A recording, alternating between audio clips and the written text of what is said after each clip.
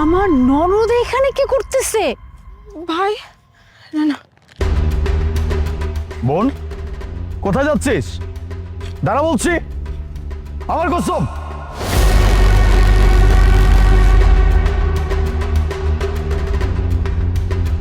কিরে বোন, তুই রাস্তায় রাস্তায় এভাবে চিপস কেন বিক্রি করতেছিস? স্যার, আপনি এসব কি কইতাছেন? বোন মানে কে বোন?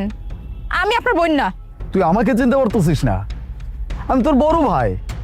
তুই আগে আমাকে এটা বলছে তুই রাস্তায় রাস্তায় চিপস কেন বিক্রি করতেছে? আরে বাবা, কইলাম তো আমি আপনার কেউ হই না, তারপর আপনি বারবার এক কথা কি লেগে কইতাছেন? আর কি কইলাম? চিপ কি লেগে ব্যস্তাছি? পেটের দায়ে ব্যস্তাছি, পেটের দায়ে।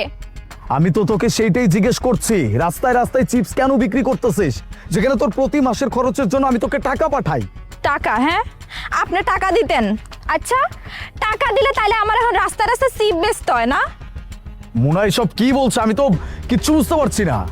আলিফ আমিও তো এটাই বুঝতেছি না। হ্যাঁ, তুমি তো প্রত্যেক মাসে ওকে 20,000 টাকা করে দাও আর আমি ওকে টাকা পাঠাই, তবুও এইভাবে রাস্তাঘাটে চিপস কেন বিক্রি করতেছে আমি এটাই বুঝতেছি। নদী এগুলো কেন করতেছো? কিসের জন্য করতেছো তুমি?